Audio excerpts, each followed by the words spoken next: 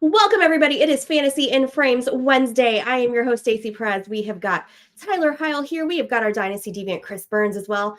Guys, tonight we have got something very special for you. It is our very first annual Fantasy in Frames award show, also known as the Georgies. That's right, the Georgies, guys. Get ready. We are going to be handing out some hardware. Let's go.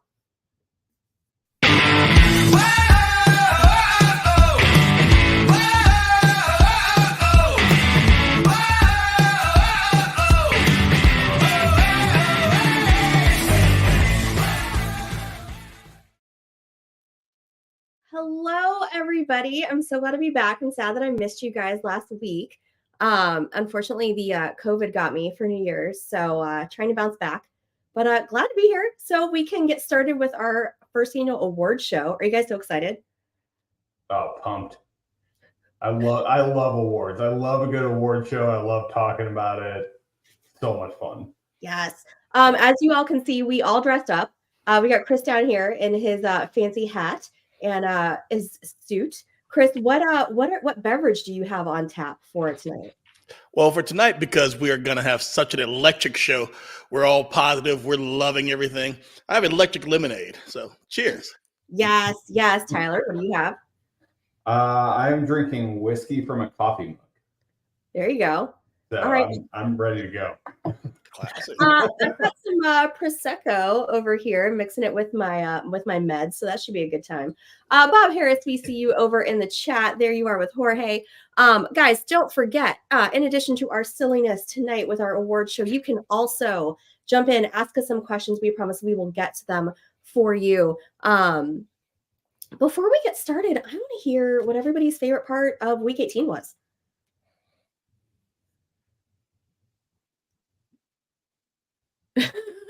Chris, what was your favorite part of Week 18?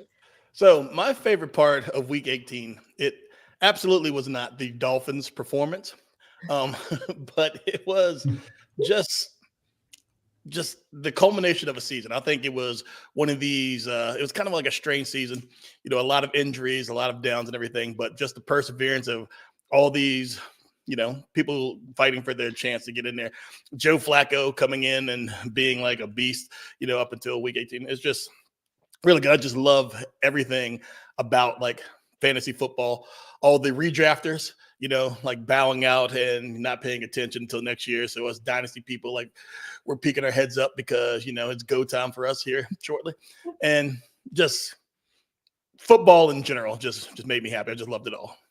Yes. Tyler, what was your favorite part?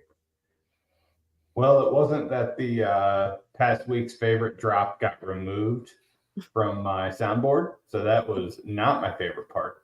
But my favorite part, honestly, it was the ending of the Saints-Falcons game. Because yes. I wasn't watching it live.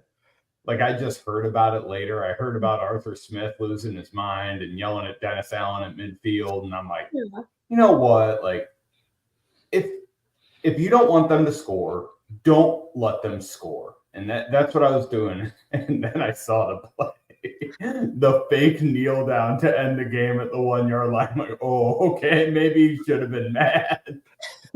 They're just sticking it to him for absolutely no reason. There was a reason. There was definitely a reason. There was a reason. Swag Daddy. That's he right. Needed his touchdown. Yeah, he did. I just loved it though. We will talk about Jameis later on because Jameis is getting an award. We made a special award category just for Jameis.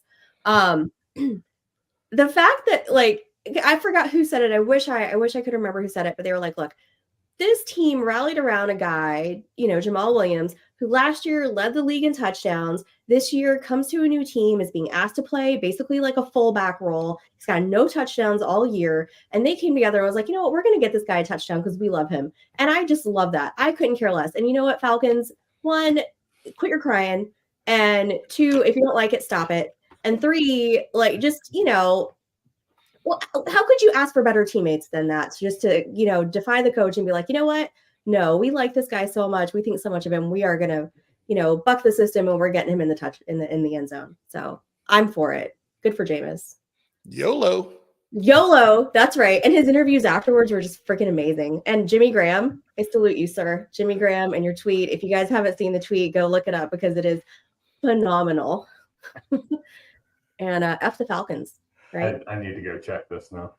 Go check his tweet. His tweet was fantastic. Yeah, it was great. And almost made me wish he was fantasy relevant so that I could draft him at some point. But sadly he's not. Sorry, Jimmy. You are not fantasy relevant. My favorite part was my Packers made the playoffs, guys. My team, all three of our teams made the playoffs. Did not expect that to happen at all. We are out there. We are playing with house money. That's right. Like, we are just, the vibes are excellent in Green Bay. I love it. Like, let's go. Can't wait. Mm-hmm. Do you see the tweet, Tyler? You look like the vibes are fantastic. Right?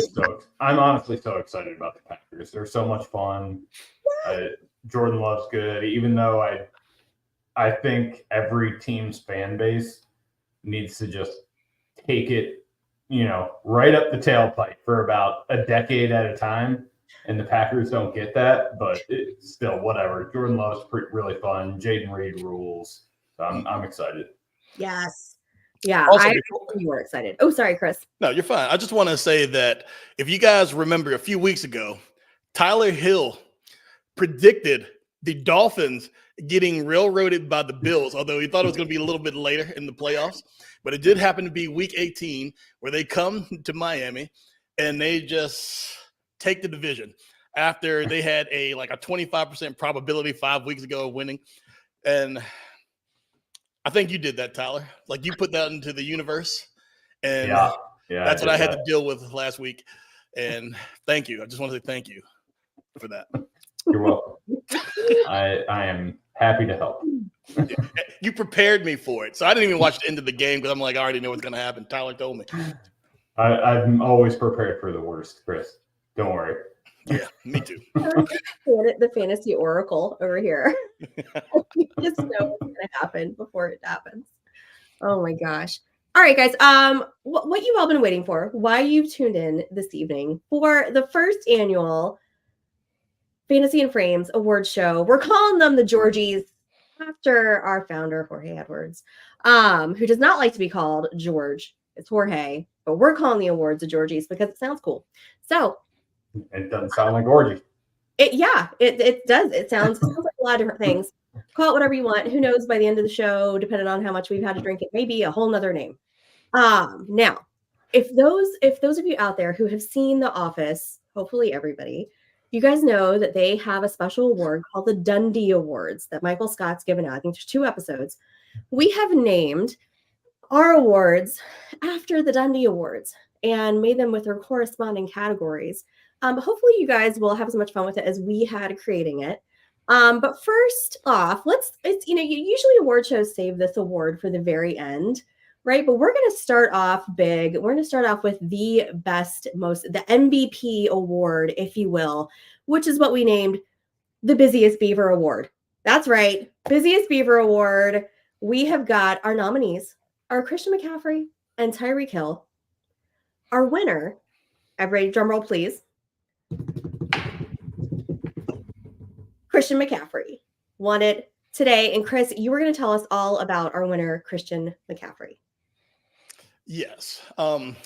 Christian McCaffrey. Like, what can I say about this guy besides I hope they already are fitting him for that Hall of Fame jacket, like whenever he retires in 5 years after that, because the guy's amazing. We thought we wrote him off a little bit down in Carolina. He was still relevant. Then he goes to the 49ers and he becomes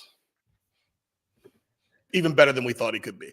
So Christian McCaffrey, like this year, he only had 1,459 rushing yards, which was first in the NFL.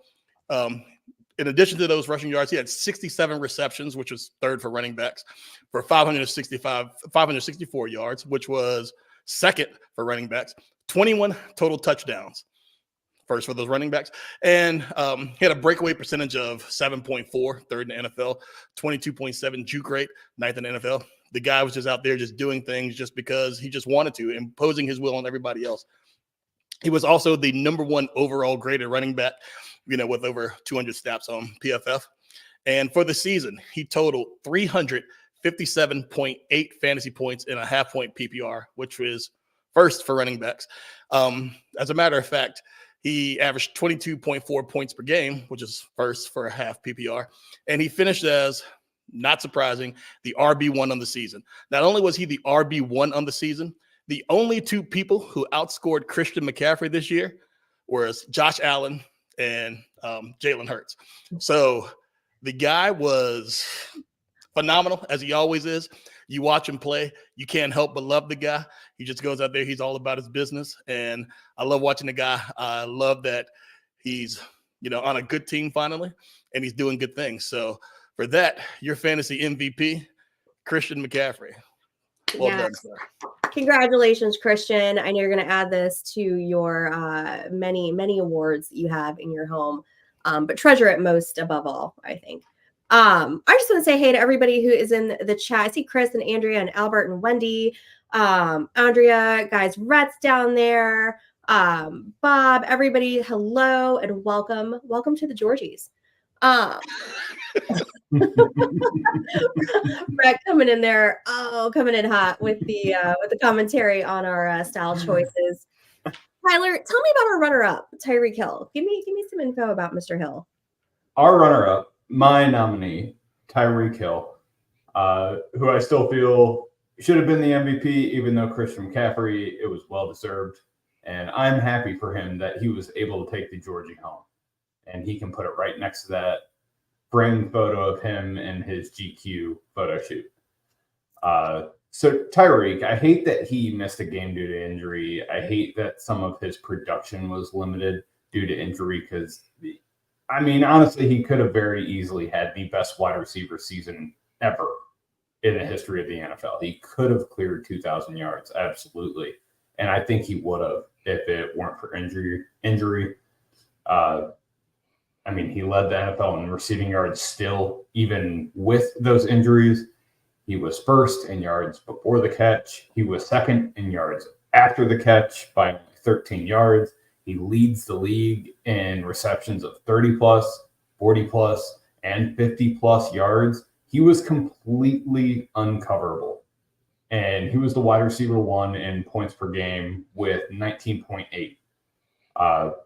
He might only have a self-proclaimed 2 years left in his career, but he's still an absolute monster. He's going to continue to do these things for 2 years, and who the hell knows? He might go past that. But you never know with these guys, especially when they're as good as he is. So, I'm a little biased because Tyreek carried me to almost winning the Kings Classic, but he was an absolutely exceptional pick. And more than one person actually had a shot at him. Chris McCaffrey went pretty much number 1 overall in all redraft. And Tyreek Hill, somewhere in the middle of the first round. So a lot more people had a shot at him. And he was just flat out fun to have on your team with his blow-up game. So Tyreek Hill is awesome. He was deserving of the MVP, but so is Christian McCaffrey. So congratulations on your runner-up, Tyreek. Oh my goodness. Guys, also, those of you in the chat, if you remember who these awards for on The Office actually went to, throw that in the chat. I want to see how good everybody's memory is. Our next award goes to the rookie who had the best draft value way back in August, if you guys can remember when we drafted. It is the Moving On Up Award. Our nominees are Puka Nacua and Tank Dell. Drumroll, please. The winner is, you guessed it, Puka Nacua. Christopher, tell me about Puka. Yes, I will gladly tell you about Puka. First, I just want to congratulate Puka for earning a well-deserved Jorge Award. We had to fancy it up a little bit because he's moving on up like George and Wheezy. And everybody knows about Puka, but let's just talk about it even more, though. So we're talking about the best overall rookie value. His overall ADP coming into this season was around 101, which puts him, an early 8th round pick.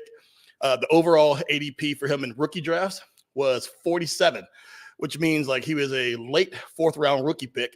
And there was a lot of rookie drafts where he was not drafted. And I know this because I picked him up off the waiver wire, in the offseason last year after a lot of rookie drafts. And a lot of that had to do with everybody thinking that the Rams were going to be terrible and didn't want any piece of them, really. But, if you got Puka, you really enjoyed it this season. And what did he do this season? Well, he had 105 receptions, which was 8th in the NFL, but also a new rookie record. He had 1,486 yards, 4th in the NFL, also a rookie record. So this kid, he comes in and he breaks 2 rookie records. Right off the bat, that's impressive. He has 6 touchdowns, and he did all this while playing, several games without Matthew Stafford. There was a carousel quarterback. And then he had to deal with Cooper Kupp coming back, who has been dominating like receptions and everything for a long time the past couple of years, and he still was shining. I mean, he put together one of the best rookie campaigns in history for wide receivers. It's absolutely impressive what he's done. He was top 10 graded wide receiver by PFF, with all this qualifying snaps. 246 fantasy points in half PPRs, 14.5 points per game. And if you had Puka on your team, you were starting him and you were winning games. He finished the season as the wide receiver 4 on the season. And if you got him, at 101 and he finishes as the wide receiver 4, that is massive value. And he absolutely deserves the Dundie Award for 2023.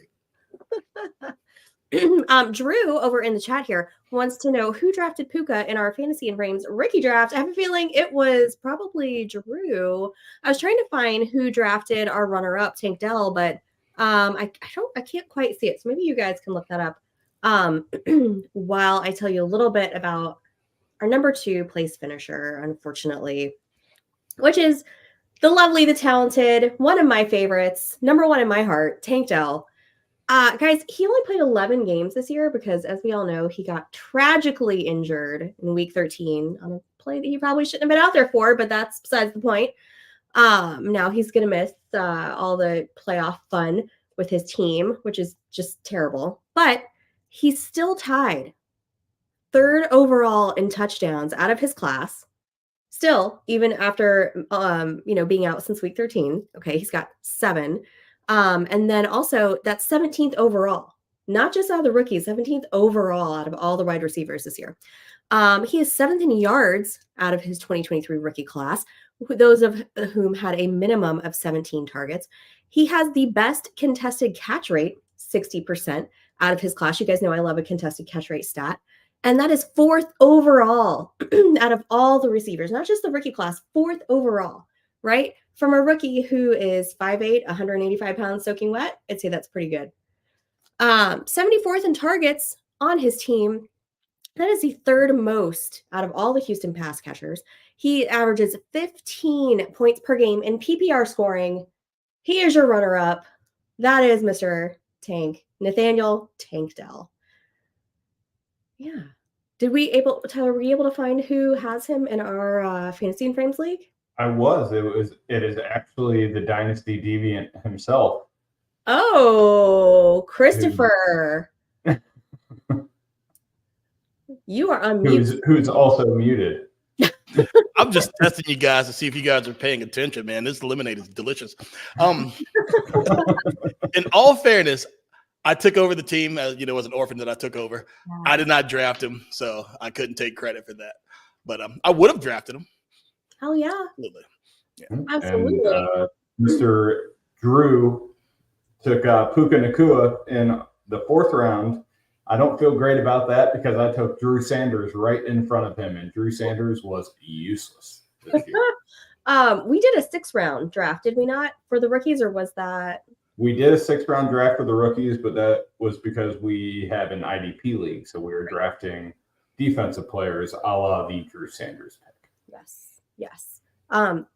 Drew also says Tank should be 1B. He was so good when he was healthy. I agree with you. I'm so bummed for him that he can't be part of this team going to the playoffs, playing Tyler's, Browns this coming week. But he'll be back next year, and I'm really excited to see what is going to happen down in Houston next season. They are definitely, besides my Packers, I think they are probably my second, like, just most fun team in the playoffs, right? Because they're the same way the Packers are there, right? They're just playing with house money.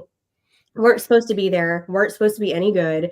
And I mean, they're just like riding the high right now. I love it. I think it's going to be so fun. I hope you guys don't destroy them too badly, Tyler. Yeah, I hope we don't either. I'm sure. Yeah. All right, guys. Now we're moving on. Our next award. This is going to be our Offensive Rookie of the Year award, aka the Promising Assistant Manager Award. Our nominees: Puka Nacua, surprise, surprise, CJ Stroud, and the lovely and very talented Sam Laporta. Let's see who is going to be our winner for this one. The quarterback. Quarterbacks always get the awards. CJ Stroud. Who is talking about CJ Stroud? I've got to scroll down to my list here. I probably should look at my show sheet, huh? I'm going to talk about yes. Jump in, Chris. Yeah, What's up, Gator? Just real quick. Hey, there's Gator down there in the chat. I love you, Gator. Chris, tell us about CJ Stroud. Yeah, so we're going to talk about CJ Stroud, who is winning assistant to the assistant manager. He comes in, he only played 15 games this season because he had that injury that he had to deal with a little bit. But his rookie season, only 15 games. Here's what he did. So he starts off, he was the overall ADP of 227, which means that you're picking him, in the 18th round. And he was like the average, like third quarterback taken in rookie draft. So depending on how your league is set up is depending on when he was coming off the board. But he was a first round pick. 4,108 passing yards, which is 8th in the NFL. He had 23 touchdowns, which tied him for 14th. 167 rushing yards, and 3 touchdowns on the ground as well. And he was out there like doing things when, again, kind of like the Rams, no one expected the Texans to really be doing what they were doing this year. I thought they would be better than like a lot of people did, but I did not think they would be this good. And I did not think in his rookie year that CJ Stroud would come out there and look as poised and as just good as has he looked. Like last week, he looked phenomenal. He had 280.6 points per game, total points, which is 11th in the league. And he had 18.7 fantasy points per game, which had him 9th. So those games when you finally started starting CJ, more than likely he gave you a solid production and he did not let you down. His floor was relatively high. It just sucked when he missed those few games where he had to go out for a little bit because of those concussions. But when he was in and he was on, he was great. And he made those wide receivers that, Nathaniel Tank Dell made him look good. He made Nico Collins, made Noah Brown. He was carrying a lot of people on that team. He even had Schultz have some productive weeks, Even so, missing the 3 games, he still was one of the best quarterbacks in the league. In PFF, they graded him as like the 14th, passer in the league, which is still really good for his rookie season, especially when there were so many question marks because of, that test that they had him take, what is it now? It's no longer S2. Yeah, the us two or whatever, So he just proved that he is a football savant. So keep your pen and pad over there and let this guy go out there and sling that football around the field and take the Texans, which was one of the worst franchises like in sports a couple years ago. And he has led them to the playoffs and well-deserved, Mr. Stroud. I salute you and congratulations on that, Georgie. And I also appreciate that he did so terribly on that S2 test because it provided me with about 2 months of laughs with CJ Stroud can't read jokes. Those memes were so mean. Also so funny.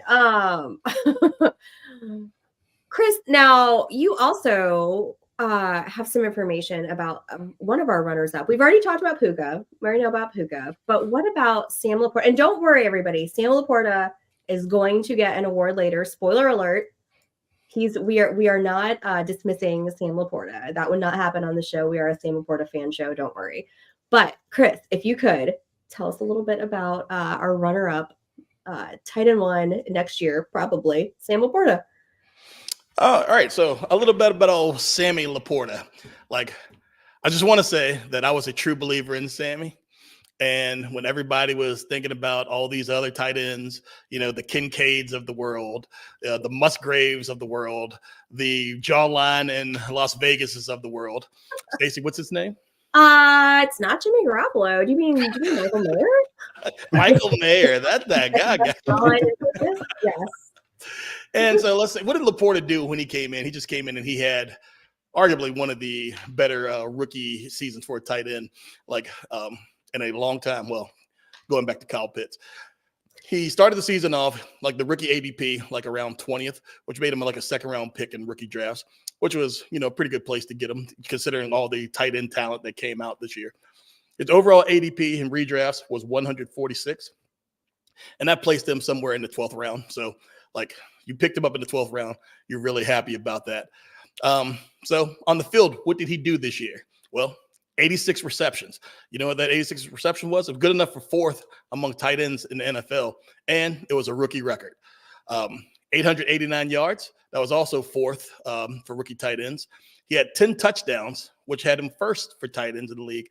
196 fantasy points first, and he was averaging 11.5 points per game, which had him tied for first, you know, for amongst tight ends. And it's just great to watch him out there working. Like, it's unfortunate last week where he had that injury, and it's good that it's not as bad as they were initially thinking, and hopefully he gets back to health very soon. But Laporta, I mean, he was just great. He was just picking up where Hawkinson left off before, you know, he was sent over to Minnesota, and he came in and he's doing a little bit better. You look at how this season has gone, like it's one of the top 4 like rookie tight end seasons of all time. You know, Ditka is up there. Like Pitts had a lot more yards. Like Pitts had 1,000 yards his rookie season, but he only had one touchdown, I think. And, you know, right now, like for career, Laporta has more touchdowns than Kyle Pitts does. Yeah. Do with that what you may. But Samuel Laporta is my guy. Like, I'm a huge fan of him. And I think that he has a legitimate shot, you know, to moving up in the tight end ranks next year, depending on what moves, like if anyone retires or like whatever kind of moves there are. But he is a solid value. Like, he is a solid tight end, and I'm just happy for him. So congratulations on, you know, coming runner up, you know, in this award. But we'll see him a little bit later, as Stacey already told you. Would you take him behind Kelsey and Andrews next year? It all depends on if Minnesota retains Kirk Cousins. Okay. If Minnesota keeps Kirk Cousins, then Hawkinson, I'm going to take him above Laporta. But if that doesn't happen, you know, then yeah, he is definitely in that top 3 for me. And really and truly, I think I trust him a little more to stay on the field than I do Mark Andrews at this point in time. Yeah, I agree. I mean, I wouldn't be upset having him number 1 overall. I really would not be upset about it. And we've really never seen Mark Andrews play with a competent receiver corps. Agreed. That's true. But would you say that the Ravens receiving corps is competent now? Absolutely. Okay. Zay Flowers is fantastic. Oh, Zay Flowers is a stud. I mean, yeah. I mean, Odell is the definition of competent. Flashlight. There's a lot of ways to go with that. About Odell's definition of what about Bateman? I like Bateman. I know, whatever. I don't want to see your dumb face, Stacey. All right. Rashad Bateman is a good wide receiver to have on your NFL team. He's going to be fantasy relevant at some point, and I'm going to shove it in your face. At some point. Okay. They said that about Jalen Reagor. Jalen Reagor was literally never good. Yeah. I mean, wasn't he like the rookie wide receiver 2 that year? A lot of people had him over top of CD Lamb. Yeah. He was 3. Okay. He was 3, right in front of Justin Jefferson. Yeah. I was asking, wasn't it Jefferson? Oh my That's God. Let me ask you one more thing about Laporta. Do you guys think now? I think we put this stat out here a long time ago. It's been like a tight end hasn't won the offensive rookie of the year since like the 1960s. Do you think that there's like even a chance that he could win it this year? I do not. No. Yeah, Stroud's to lose. All these people voting on these awards are all about narrative. And with the narrative that we have with the other two players, it's just too great. I mean, CJ Stroud's a star in the making. If anyone other than CJ Stroud is going to win it, it's going to be the guy who just had the most productive rookie wide receiver season in the history of the NFL. So I don't want to diminish Sam Laporta, but CJ Stroud and Puka are just flat out exceptional. So no, Laporta will not win it. If he did, it'd be really great for me because I went on the other day just for giggles and put like $5 on him to win, and the return would have been like $750. So what would the return have been if you put money on Puka Nacua at the beginning of the season? Back in September, I don't know because I didn't do it because I got flustered down at the sports book and I forgot. And I feel like you were advised to put it on Puka. I really feel like I 100% was, and I will regret that for probably ever, especially if he wins. If he wins, yeah. Just for reference, the odds were plus 15,000. Oh my god! For Puka to win Offensive Rookie of the Year. That should root for Stroud really hard. Man, yeah. I really don't want Puka to win it. I will be so mad if he wins it. Why?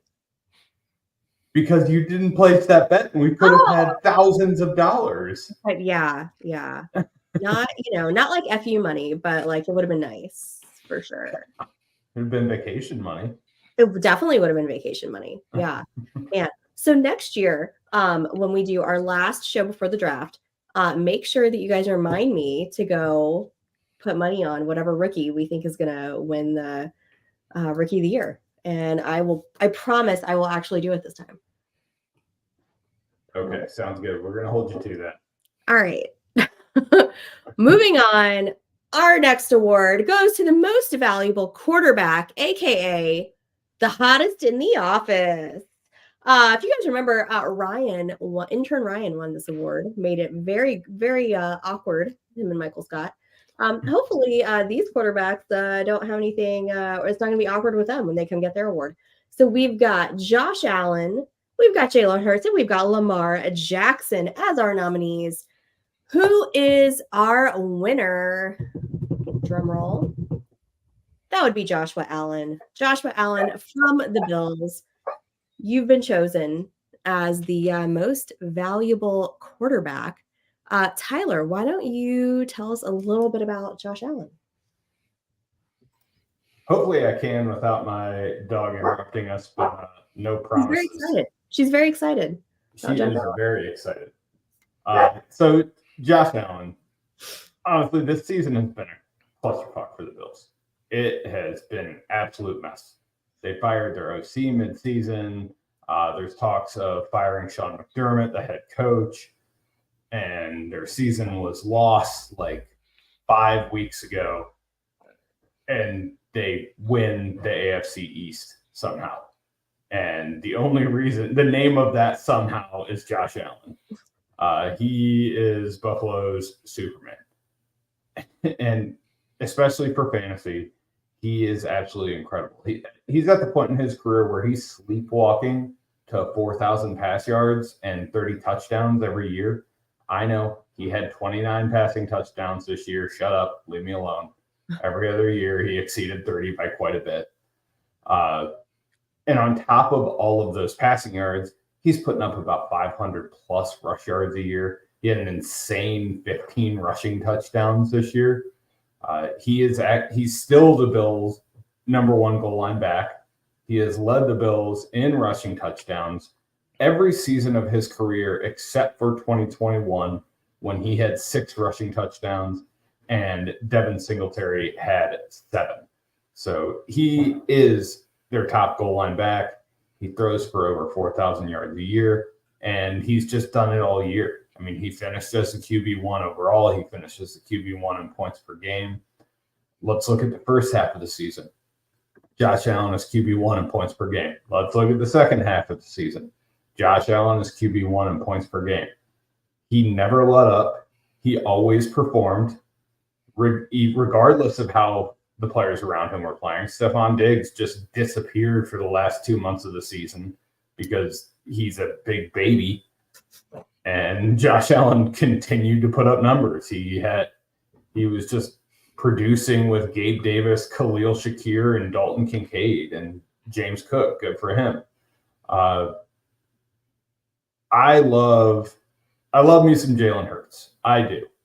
And he is deserving of this. However, I just don't think these two are in the same stratosphere. Josh Allen is just head and shoulders above everyone, especially when it comes to kind of rushing dependency. And don't get me started with Jalen Hurts is a running back crap. No, he's not. He's a very good quarterback. However, 43% of his career fantasy football production is rushing game based. 32.6% of Josh Allen's career fantasy football production is rushing game based. So that 11 points is a big difference there. So Jalen Hurts has never cleared 4,000 yards in his career. Josh Allen does that in his sleep. So that is why I'm taking Josh Allen here. I'm willing to hear the arguments about everyone else. However, those arguments are wrong. I will take the 27-year-old Superman quarterback entering the prime of his career as the quarterback to lead my dynasty team to victory. All three of our nominees are guys that really rely on their legs. Did you guys notice that? I just kind of clicked just a second ago.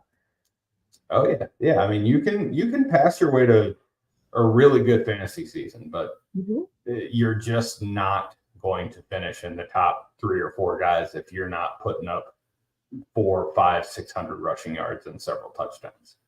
Exactly. Chris, why don't you tell us a little bit about Jalen Hurts, and I'll wrap us up with some Lamar Jackson talk. All right. Yeah, I'll talk a little bit about Jalen Hurts, who, I mean, yes, he's not Josh Allen because he doesn't turn the ball over 22 times in a season, but we won't talk about that, you know. No comments. All right. But Jalen Hurts. I didn't talk about that. No, we're all positive tonight, so we're not going to talk about that. Who brought that up? You know, Jalen Hurts, you know, he was drafted consistently in the top 3 quarterbacks, you know, going for redraft. And this year he did, as Tyler said, he didn't throw for 4,000 yards, 3,858 total yards, passing yards, which was 15th in the NFL. So really not that strong right there. And he had 23 touchdowns, which was 13th in the NFL, which really isn't strong there. And like more to what Tyler was saying earlier about like his productions comes from like his legs. 605 rushing yards, which is 3rd amongst quarterbacks still, which is crazy in itself. 15 rushing touchdowns. You know, Jalen Hurts had 15 rushing touchdowns. That brotherly shove did him well. But do you know he was tied for first with Josh Allen? Josh Allen also had 15 rushing touchdowns. So I can't argue with Tyler when he says that Josh Allen is the runaway, like to win that award. It's well deserving. On the season, Hurts, he had 371.9 points, which was second to Josh Allen. 21.9 points a game, which was second to Josh Allen. So what I'm trying to say is that Jalen Hurts was second to Josh Allen, as he should be, you know, in the results for this award. So everything that Tyler said was great. I don't need to get into more of that, but that's what you got from Jalen Hurts, you know, who started off kind of strong, didn't have to pass a lot because he was doing so much with his legs. And then the season for the Eagles just got weird. I think it was just like the universe just trying to shut up Nick Sirianni. And I think he just paid the price for that. And they're limping into the playoffs, not playing really good football right now. So it's going to be very interesting to see how they fare, you know, from 5 weeks ago being considered the best team in the league to, like, what are they doing? Like, they're losing to the Cardinals. Like maybe they lose to the Bucs in the first round. Playoff Baker Mayfield, baby. I would All love he does to see is that. win the wild card round. Can you imagine this? I mean, like, that would be our Super Bowl. Like down here in Tampa, like if they beat the Eagles in the first round, like I can't even, like, the city would erupt. Yeah, you go from one goat to the other goat. obviously. Yeah, and when they do beat him, they're immediately going to give Baker Mayfield a 3-year, $120 million contract and hamstring themselves. Yeah. And he becomes Johnny Manziel. Nah, man, Baker's going to be a dad. He's not Johnny. Okay, all right. Love you, Baker. Oh my goodness. Oh, Baker. All right. So Lamar Jackson, our last nominee. When I was looking at his numbers, because recently, the last few games, obviously Baltimore has just been like on an absolute tear, right? They've just been destroying people left and right. Sorry, Dolphins. They also destroyed the 49ers, just made it look like, so easy. Right now, they are plus 300 to win the Super Bowl, second behind only the 49ers. Lamar has the best odds to be Super Bowl MVP right now at plus 375. Brock Purdy is right behind him at plus 500. But going into, just taking into consideration his numbers overall this season, they're not really all that impressive. He's not top 10 in really any of the major statistical categories like completions, dropbacks, touchdowns, interceptions, yardage, etc. Where he is top in is his rushing yards at 821. Nobody's really surprised about that. We mentioned our other two nominees were actually way higher than Lamar in rushing touchdowns. He only has 5 rushing touchdowns so far this year, which I thought was crazy. He's got 24 passing touchdowns, his third most actually in his entire career. Hasn't quite gotten to 4,000 yards for passing. It's not going to. It's 3,678 right now. Just a shade over 3,500 for his passing yards for the season. Not to when you say it like that, right? It doesn't sound like that positive. We are a positive show here tonight, especially on our award show. So Lamar, you didn't win the Georgie. I'm so sorry. But you came in third. You're the odds-on favorite to be the Super Bowl MVP. I think you're going to be okay. You're going to make it. It's going to be fine. You've got $1 bajillion to cry in and wipe your tears. So I think you're doing okay, bud. Yeah. Well, are you guys ready to move on to our next award? Heck yeah. All right, guys. So this one, most valuable running back, aka the Whitest Sneakers Award. If you guys remember, that went to the Pam Beasley. Our nominees, Christian McCaffrey, the entirety of the Miami backfield, and Jahmyr Gibbs, one of our favorite rookies on this show. Our winner for the most valuable running back, surprise in the upset, was the Miami backfield. Sorry, Christian, you already got an award. You don't get another one. All right, guys, I'm going to tell you a little bit about this Miami backfield, even though Chris Burns is our resident Miami fan. Chris, I hope we do you proud over here. All right, when I say the entirety of the Miami backfield, who I specifically mean would be Raheem Mostert and Devon Achane. I am never going to get used to saying it that way. Achane sounds better. Whatever. It's not my name. When is the last time that you guys that a team had a top two players in the top 5 scoring category for fantasy football as a running back position? Do you guys know when that was? Oh God, was it the Falcons? 2017 Falcons? I have no idea because I didn't look it up. All I can tell you is what kind of podcast are you? Thanks, Stacey. You're welcome. All I know is that it's been a long freaking time. Okay. Raheem Mostert coming in at 17.8 points per game in a PPR format. We have got Devon Achane. Yes. 17.3 points per game in a PPR format. Mostert coming in 4th overall. Achane coming at 5 overall. Okay. Now, the two of them accounted for 26 of Miami's total rushing touchdowns. Spoiler alert, the entire team only had 28. And they only had 5 fumbles all season. Now, they also had some touchdowns in the passing game, 3 each. Miami had a total of 31 overall. These guys are good on running. They're good on the ground. They're good in the air. Wherever you want them, they are going to produce for you.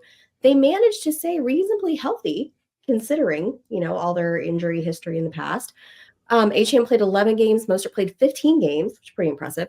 Mostert had over 1,000 yards on the ground. Achane's got 800. Both of them are close to 200 yards receiving as well. Very impressive. And you know what's even more impressive is that when you drafted them, you got them for free. Okay, you got them for free, basically. Not so much Achane in your dynasty drafts. I'm talking about more like in your redrafts and your best balls. You got these guys for absolutely nothing. You got them for a bench spot. That's where you drafted them. 4 and 5, respectively, in fantasy points per game scoring. That's freaking amazing. If somebody in the chat wants to look up and see when the last time a team had 2 top 5 scorers, please do that, because as stated, I have no idea when that was. But what do you guys think? Chris, are you so happy with your team? I am happy with the team, and really and truly, I think if Mostert played Sunday night, I think it's a different ball game. Like we really missed that force that he had. If Waddle played, that's a different ball game. If Jalen Phillips and Bradley Chubb played, we win the game. If Xavier Howard was healthy, we win that game. Yeah, I'm not bitter at all. but like you said, it's amazing. Like nobody expected Mostert to like play 15 games, and then he got nicked up here late in the season. Nobody saw that coming, so it was great. But looking at those two guys, like they're very dynamic. Like Mostert with all those touchdowns. Like who saw Mostert with 20 plus touchdowns this year? Who had that on the bingo card? Yeah, nobody. Nobody. So it's encouraging to see what might happen next year. It's as a fan, it's sad to say that I think that contending window is closing very, very, very soon. But I enjoyed watching all those touchdowns this year. Can't lie. Yeah, it's been a fun year to be a Dolphins fan, I think, for sure. Like you guys have been a very exciting team to watch. It's been nerve-wracking. Yeah, there's that. There's that too. I hope they pack their long-johns for this weekend. Upset. Yeah. Okay. Tyler, tell us about one of our favorite rookie running backs in Jahmyr Gibbs. Yes, I found it. It was the Falcons in 2016. Points per game. Number 1 was Devonta Freeman. Number 4 was Tevin Coleman. Good work, Chris. Good work, me. Tevin Coleman, Devonta Foreman. Woo! That's deep cut. Deep cut there. Man, I just found it when you called me too. I'm so happy about that. All right. My guy, Jahmyr Gibbs. My argument for him being the most valuable running back in Dynasty is as follows. He finishes the RB10 this year overall. He finishes the RB11 in points per game. Very solid finish. We need to remember at the beginning of the season when we're all losing our minds, calling for Ben Johnson and Dan Campbell's head, like, hey, watch Jahmyr Gibbs run the ball, give him the ball. And they promptly told us to shut the hell up. We know what we're doing. Week 1 to 4, Jahmyr Gibbs was the RB28 on the season. Weeks 5 to 18, he was the RB6. So he was a rookie. They just gave him a little time to adjust, and they allowed their also pretty good running back, David Montgomery, to shoulder the load for a while. So I see this as Jahmyr Gibbs is essentially going to be a top 5 running back for a long time to come. Will he ever finish as the overall RB1? Probably not. I don't know if I see that in the cards. I don't know if he's ever going to get the workload to be able to do that. But if you told me I could have a top 5 running back for the next 5 seasons on my dynasty roster, I would want to kiss you. And the best comparison that I could kind of come up with here, especially for a production profile, is Alvin Kamara.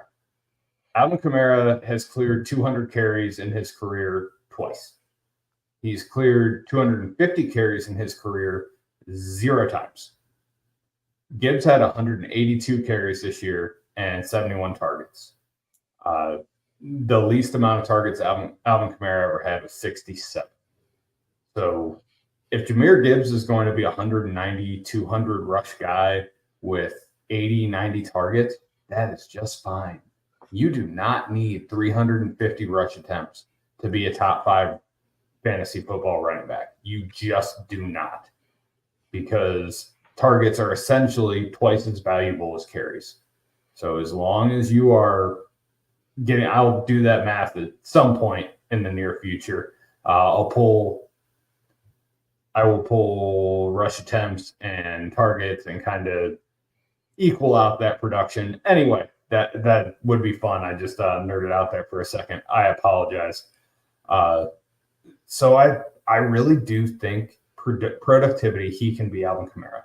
Also, he's still 21 years old. He's under contract for 4 more years, pending the 5th-year option, of course, on a team with a great offensive coordinator and a head coach I trust to keep the boat afloat if and when Ben Johnson gets a head coaching job. So essentially this offseason. Also, other reasons, age, 21. He's explosive as all get out. He's super talented. He has great vision. He has fantastic receiving ability. His situation is wonderful. One of the best offensive lines in the league. Fantastic tight end, a fantastic wide receiver.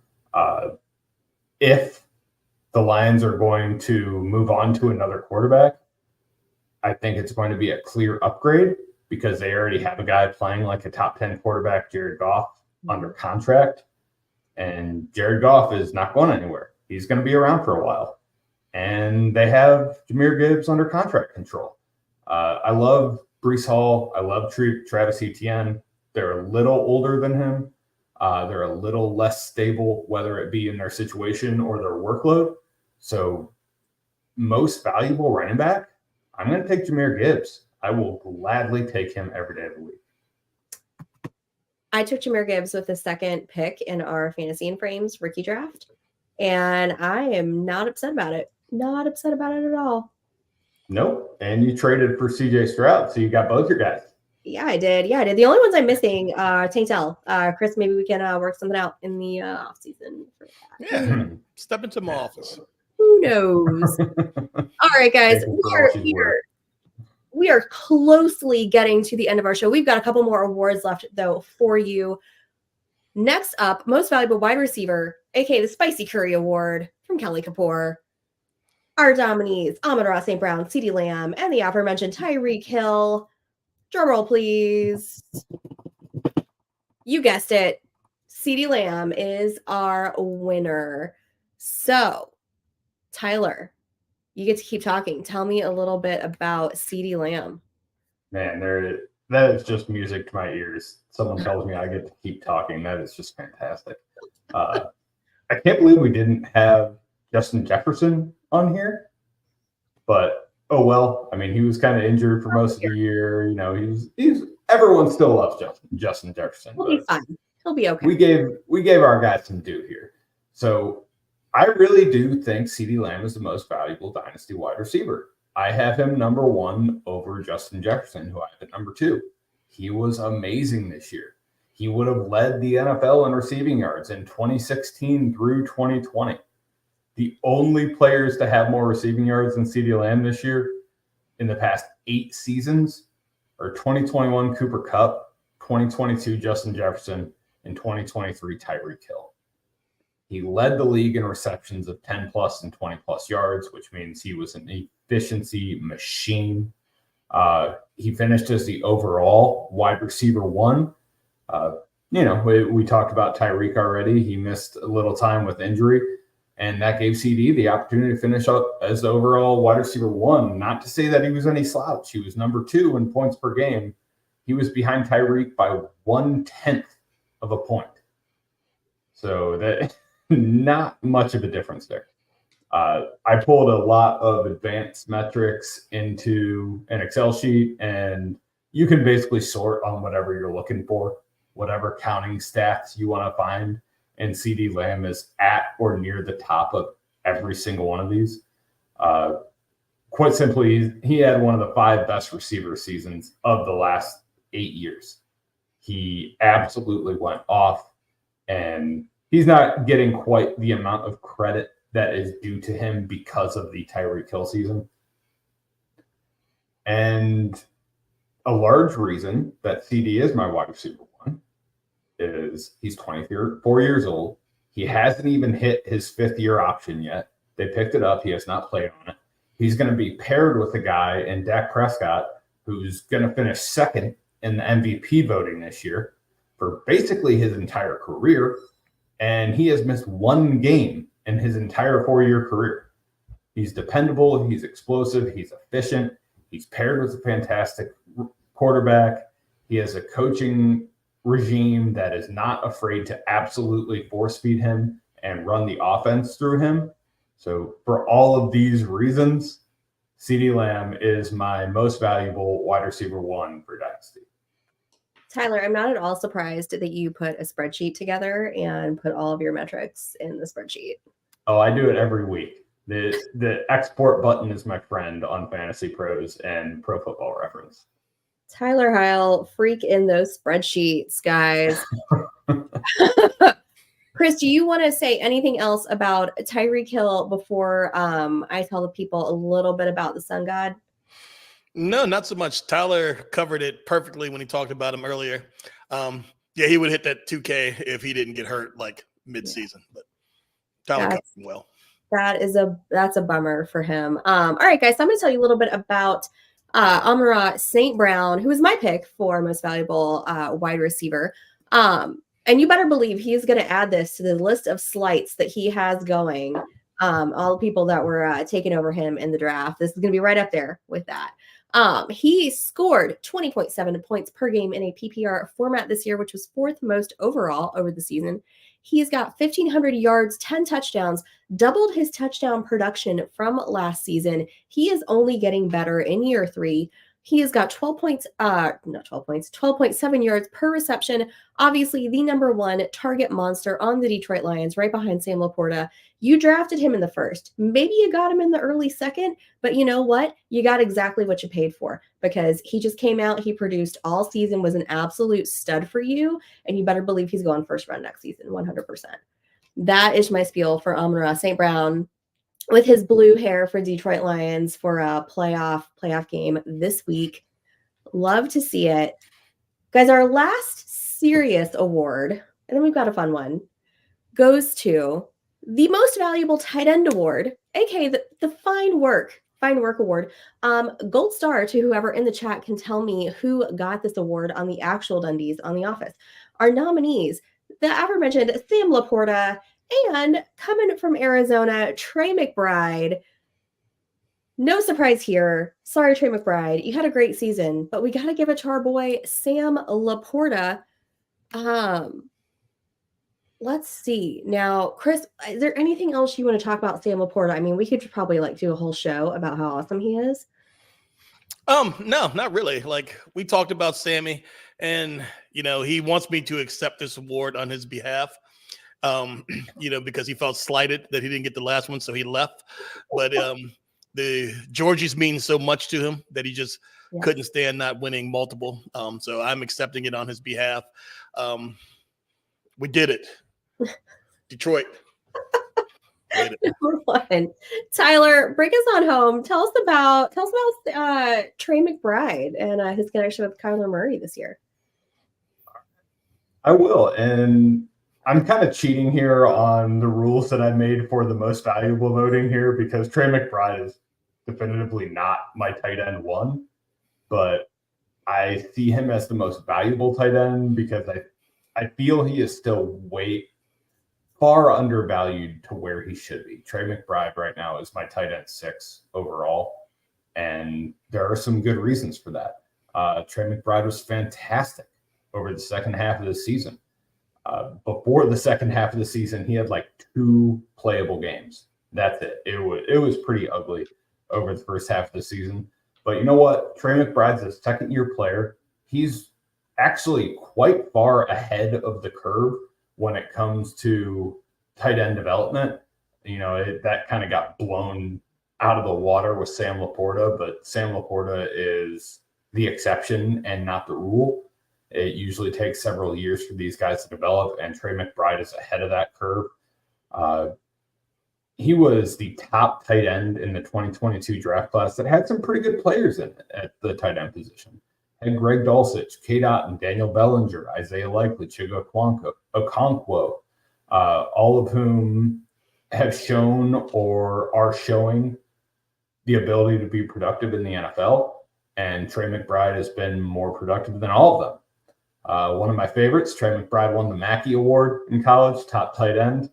He's 6'3.5", 246, 4'5", 640. So good athlete. I think people are forgetting that he is a solid athlete. He can run fast. He can jump pretty high, 33-inch vert. So I feel really good just about his athletic and productivity profile. So there's no reason why he can't continue what he did over the second half of the season.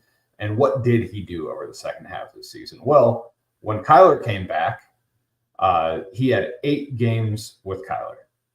So my favorite part of this is I didn't write down his actual stats that he had with Kyler. I wrote down his 17-game pace with Kyler. So his 17-game pace was 140 targets, 113 receptions, 1,143 yards, and 4 touchdowns. And that's an 8-game sample. That's not a small sample. That's a half the season sample. So that's pretty impressive. That would have had him up in the top couple tight ends. And a lot of people say, oh, the Cardinals are going to bring in more competition for targets. His target volume is going to go down. His productivity is going to go down. I don't agree with that. The Cardinals did not throw the ball a lot this year. They were 24th in the NFL with 32.6 pass attempts per game. I think that is going to increase as they get more weapons and get a full season with Kyler and get more comfortable in their offense. I actually welcome more people coming into that receiving room. I hope it's Marvin Harrison Jr. because it's going to pull a lot more of attention off Trey McBride and my guy, Michael Wilson. Had to throw Michael Wilson in there. I feel really good about Trey McBride. He's my tight end 6 overall, and I think people need to pay attention to him, and I felt he deserved his due after the second half of the season that he had. He's got that fire in his belly. Yeah, he does. Got that dog in him. Oh my goodness, guys. All right, well, our very last award here, we don't have an actual Georgie to give out. However, we have something that might be even more valuable.